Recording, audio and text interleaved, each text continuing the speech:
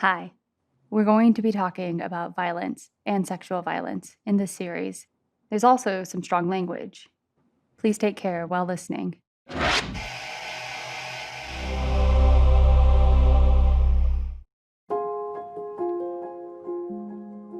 Welcome back to the official companion podcast of HBO's I'll Be Gone in the Dark. I'm your host, Nancy Miller.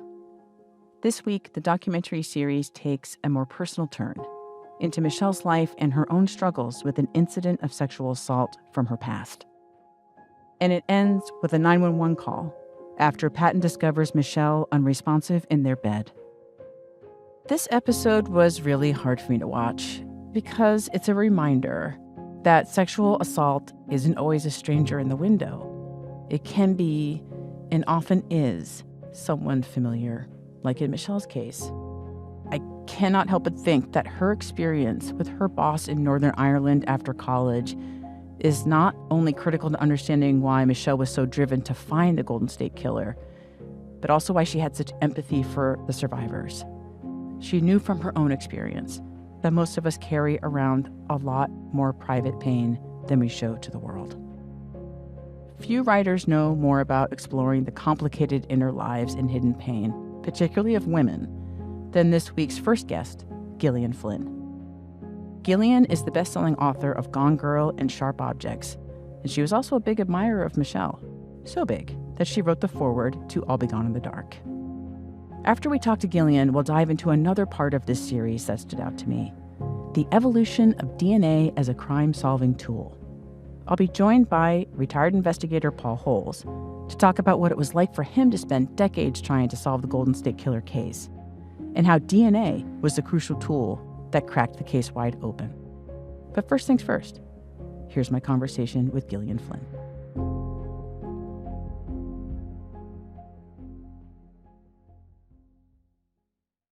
I'm here with bestselling author Gillian Flynn, who is also my former coworker. And pal. From back in the day, and pal.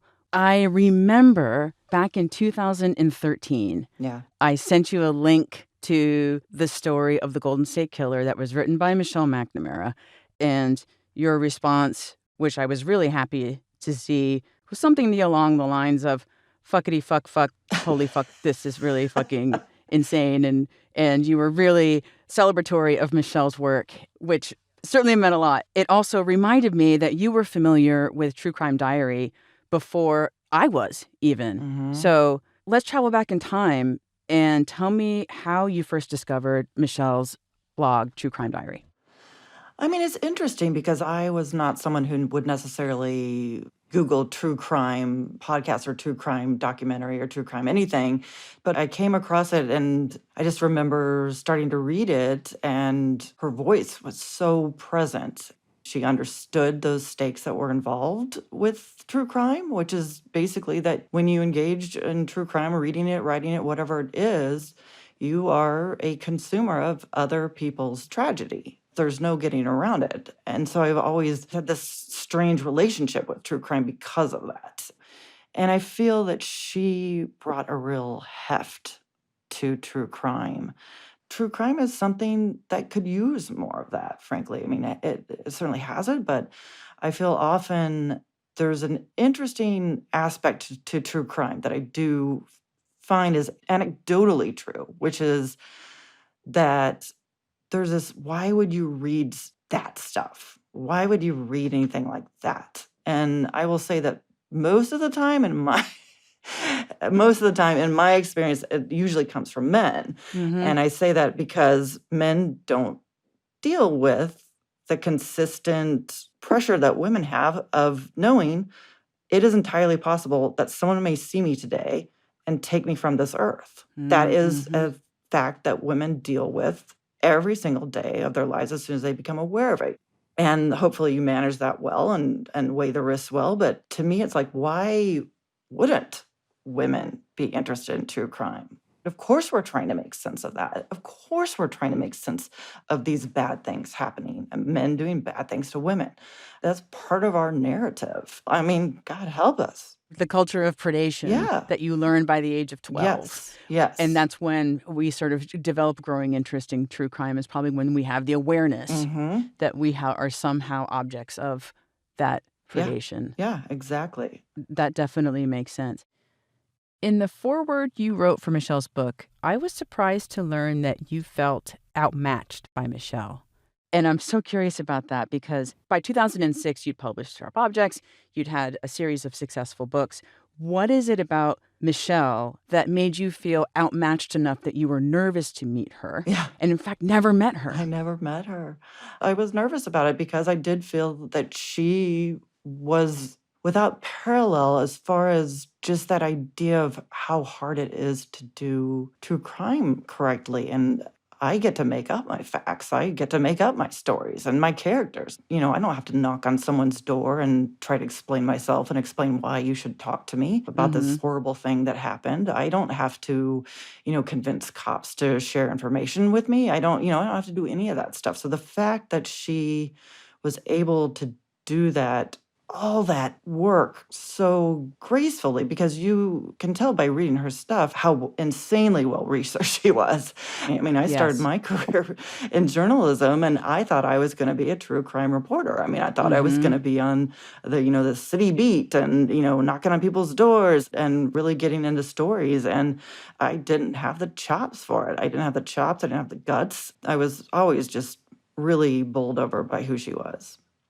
I definitely recognize the kinship that you guys have, the parallels in your upbringings, the connection to the quality of writing and the amount of energy and effort, even if it's fiction or nonfiction, that it takes to produce great crime writing.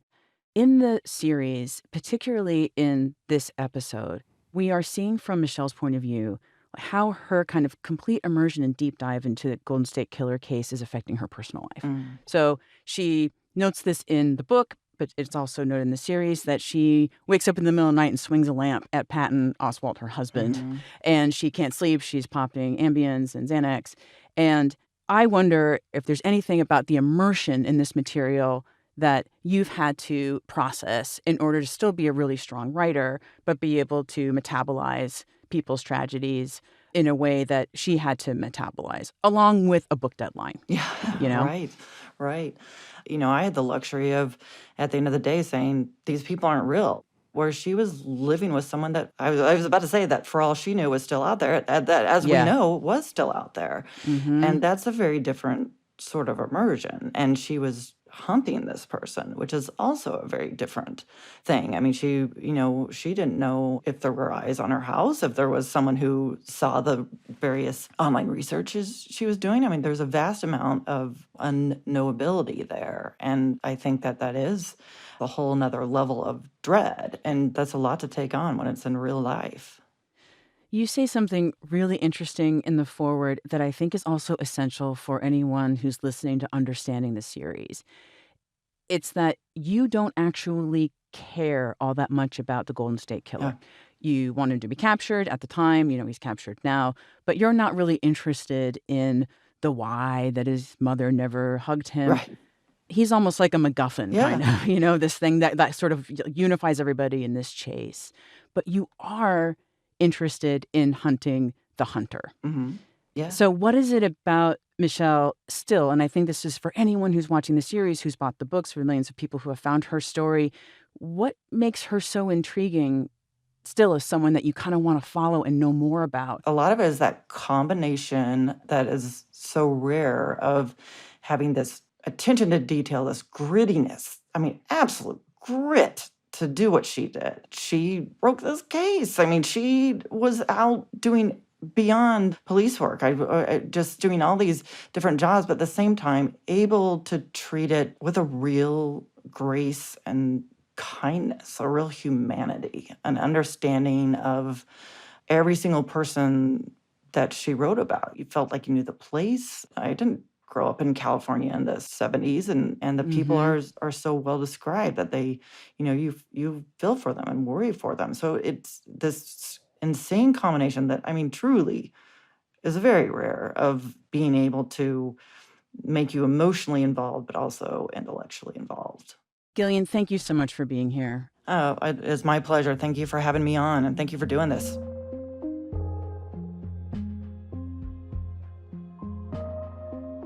And now, my conversation with Paul Holes.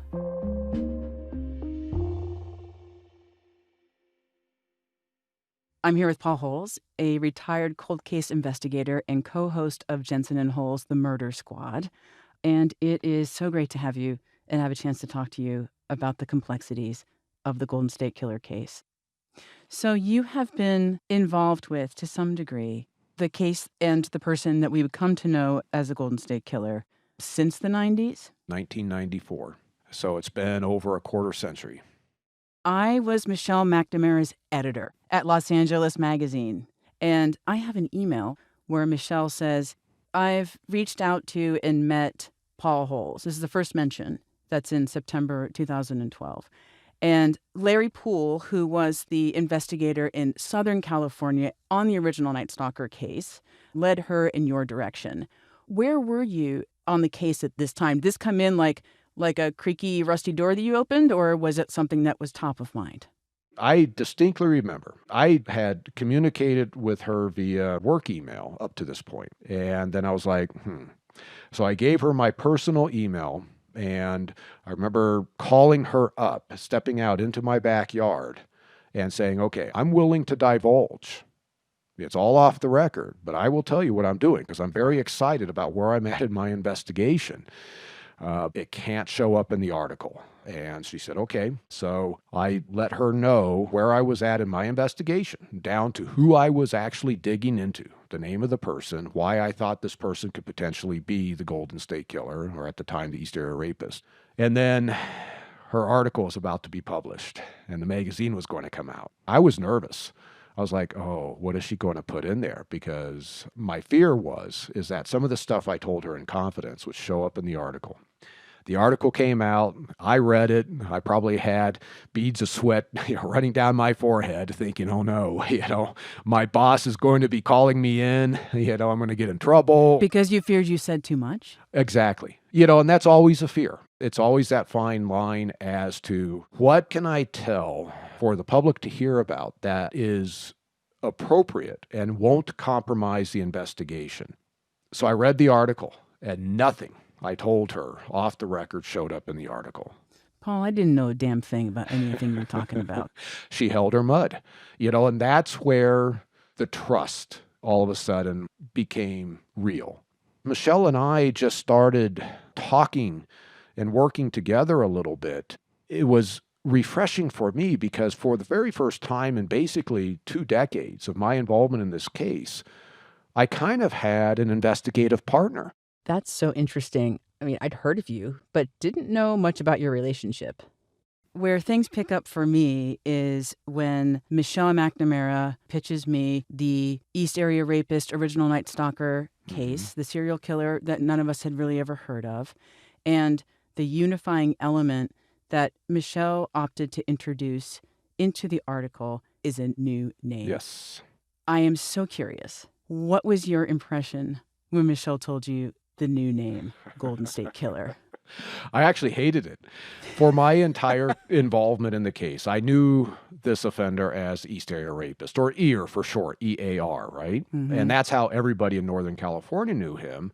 And then when he was linked to the homicides down south who were committed by the original Night Stalker, then the original Night Stalker, or ONS, got tagged on. And then people started referring to this offender as EAR Ons, which I didn't like. I mean, he was always the EAR to me.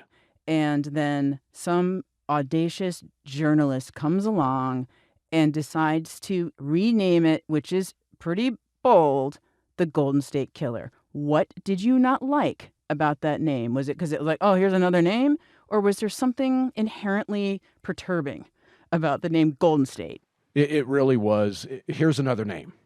I even argued with Michelle after the Los Angeles Magazine article came out. We were friendly, but I was saying, oh, come on. I was really resistant, but Michelle proved me wrong. Yeah, it's interesting because the name was a big part of this piece. We actually had a complete draft where we had named him the cul-de-sac killer. And then I think we had the West Coast Ghost. We entertained the I-5 killer, but that was taken because apparently there's another killer named the I-5 killer. There's several of them, actually, yeah.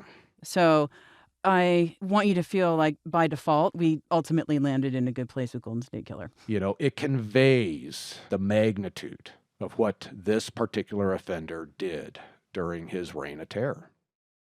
Something that I want to talk more about, we know in the end that he's caught via DNA. But what's compelling to me is this particular predator has gone through generations of criminal technology and ways of finding out who he was. What would have been the methods of identification back in the 70s? The MO of the East Area Rapist was distinctive. And that's really how they started to link cases together. In the early cases, he was experimenting. He was trying out different things in terms of, how he's getting into houses, the types of self-preservation mechanisms he was employing, as well as, what he was doing during the sexual assault. But he does, after so many cases, kind of what I would say settle into a groove. And for the most part, he is doing the same unique things over and over again. The use of dishes on the men's back as an alarm system. Yeah. He's the only offender to this day that I've ever run across that has done that. So when you look back on the tools that detectives and law enforcement had back in the 70s, which is, asking a survivor to do a sketch, and the sketches are of someone in a mask. Yes. When you look back, is it like they never stood a chance in catching this guy? Or is it could have happened, it just he was particularly elusive, or it was a time in history where it's just law enforcement process wasn't there? The original investigators, when you take a look at not only the amount of work, because they were catching these cases as they were happening, and these cases were coming in fast and furious at times. Sometimes this guy would attack 5 times in a week. So they are just getting overrun from just call-outs and everything else. But on top of the amount of work that they were doing, the proactive law enforcement aspects were kicking in. Now they are staging patrol cars where they're thinking this guy's going to attack next. They have helicopters up in the air. There's many aspects that they did in response to this offender that were progressive and innovative at the time. And these original investigators, Carol Daly, Dick Shelby, Larry Crompton, they did an amazing job, but they were running into a very sophisticated and intelligent offender. In hindsight, advanced training to know how to be able to circumvent everything that they were doing. And that's what he did. And the Golden State Killer, in part, was able to elude law enforcement for the entirety of his known career because of his skill sets. Right, because he was law enforcement. He was a cop. Yeah. But there was a level of luck involved. There was times when he possibly could have been caught, but for one reason or another, things just worked in his favor and he was able to sneak away. Okay, so let's get to the DNA. When we are talking about what kind of DNA you are getting from a sexual assault kit, what does that look like? Because I think we just think DNA. I see a cotton swab. I'm seeing it in its case. I have to admit, I don't really know what that means.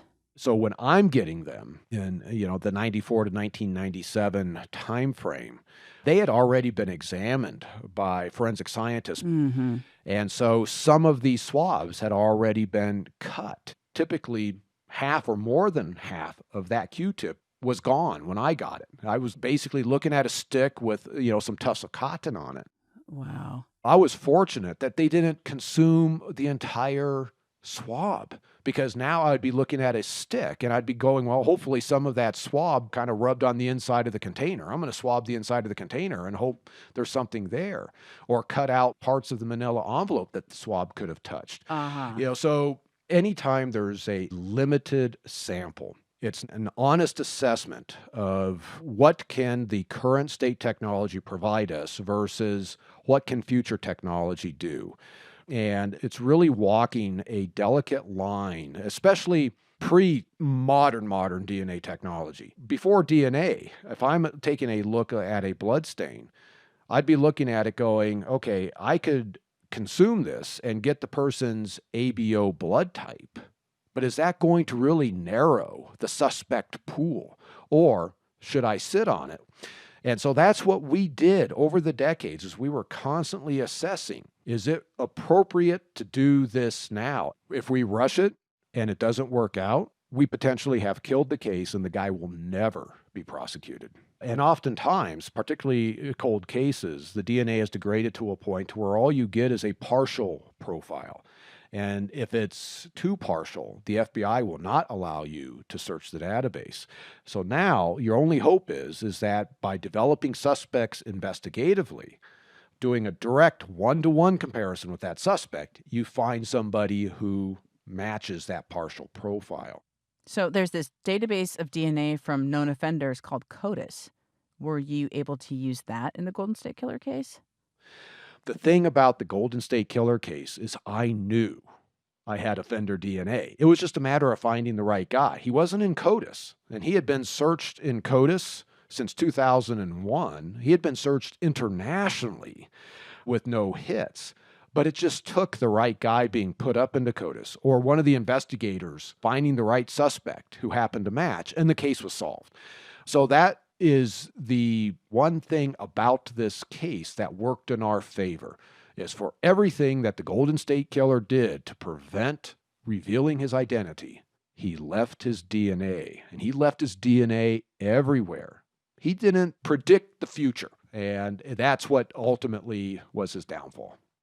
The story with Michelle, at least the story that appeared in the magazine, got greenlit because of the cufflinks. I'm intrigued by, even if they were dead ends in the end, the cufflinks, or for a time we had a map that maybe he was a construction worker. We had all these little puzzle pieces that were shaken and thrown all over. How did her work finding some of these things influence your investigation? Michelle was coming in with a set of fresh eyes. At this point, I was already 2 decades into this case. As she's learning about aspects of the case, she's asking questions. Many of these things that she's asking me, I had kind of tucked away and wasn't even considering. And so it kind of had to bring those details back to me, and I had to reassess them as Michelle and I were communicating about them. And I think one of the most notable things was this badge in the very first Concord attack, where the case file that I had access to didn't have any information about a badge in it that had been found during the crime scene investigation in a front lawn. Michelle asked me about this badge, and I was like, what badge? What are you talking about? And then she sends me a picture of a badge, as well as the supplements that Concord PD had written about finding this badge and how they were trying to identify where this badge could have come from. Like a police badge? Turns out it was a security guard badge. So I was assessing this going, okay, I obviously don't have a complete copy of the case file. But then the other thing was, it's like, well, my offender, not once in all the cases did he ever pose as a law enforcement officer or as a security guard. So I ended up going, you know what? I don't think that badge is related. But it was one of those things where she's pointing something out that I didn't know about. I kind of dismissed it, and then we kind of go back and forth a little bit about it. But in hindsight, that could turn out to be extraordinarily critical evidence, because now we know who the Golden State Killer is. And is it possible that was a badge that he had used and employed in some capacity as he's moving around Northern California? Dude, are you going to follow up on that? Is that just something that you can find out just to decide for yourself? There's so much I want to follow up on. You know, right now, the legal process is moving forward, and we have to see where that ultimately ends. You know, my hope would be is that whether it be me or other investigators, that all these questions that we don't have answers to, we can sit down and get the answers. But right now, it's all a mystery. Right. So you said a quarter of a century. Things have changed a lot for you in the past 25 years, particularly in the last few years, including your retirement. Yeah. And you are a relatively young guy. Is this like in cop years? It's like dog years where you're 7 times older in cop years. Why retire? It's a financial decision. It became obvious that it was in my financial interest to retire when I turned 50. And I just happened to turn 50 March 15th. Of 2018. 18.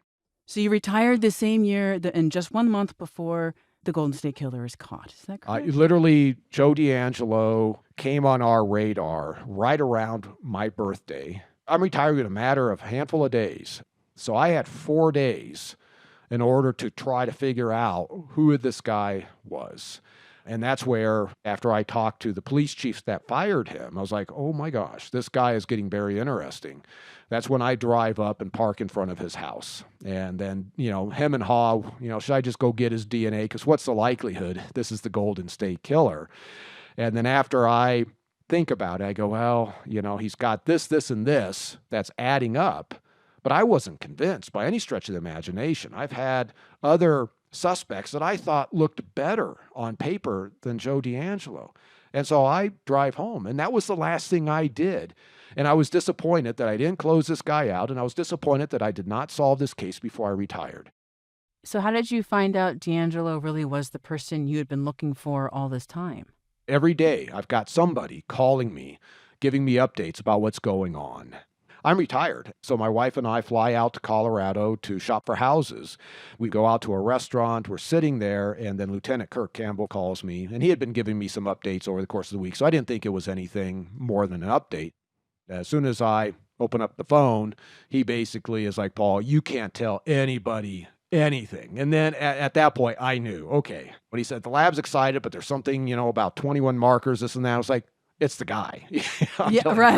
Right. This is the guy, And after 24 years, I'm just kind of in this surreal state when I walk back into the restaurant.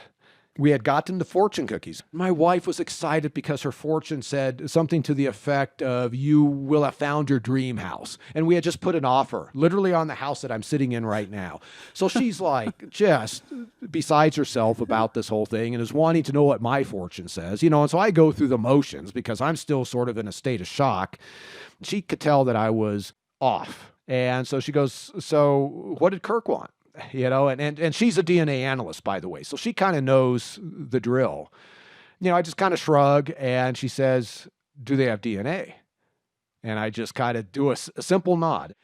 And then she's looking at me and she just goes, no. Uh-huh. So your wife gets a fortune cookie that says you were going to find a house. You get a fortune cookie where the fortune probably read something like, you will meet a dark and mysterious stranger. No, I don't think it was anything like that. It was probably something like, these are the 6 numbers you should choose for a lottery. Well, this is better than winning the lottery. All right, I've got one last question for you. Another way that your life has changed is that you've become something of a celebrity. You've got a podcast, you're on TV. So what's that been like, knowing that you've been kind of in this like DNA forensic locker for a long time, and then you emerge and you've got this huge fan base? Yeah, it's been such a surreal experience because literally right after DAngelo was taken into custody, I go to this crime conference, CrimeCon in Nashville. I'd never heard of such a thing, and I had no idea what I was walking into. Here I am, just a county employee, a retired county employee, and I've got people recognizing who I am.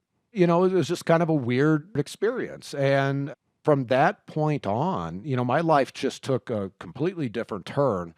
Then I get involved with the Oxygen Network doing shows for them, as well as a podcast. And I'm just now getting to the point where I am proactively going out and looking at other cases, pursuing my passion that I've always done. Are there cases out there that I can make an impact on? But also, are there cases out there whose story needs to be told? And I'm now in a position to be able to do that, to bring attention to other cases, and also to highlight the good work that so many other investigators are doing that often they get forgotten about.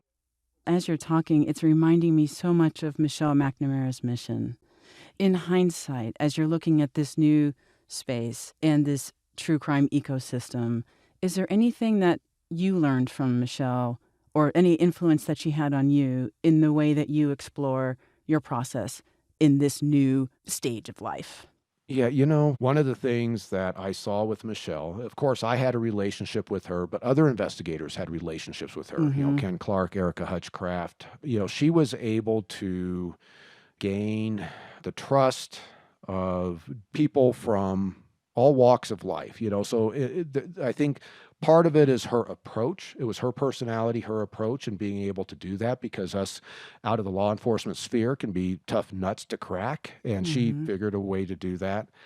And I miss her. If in fact, I went to her memorial service, got to meet her family, got to meet other friends of hers, and the people that were showing up at her memorial, the circle she was in, how down to earth she was. It really just underscored what a genuine person she was. Could not agree with you more, Paul. Thank you so much for speaking with me.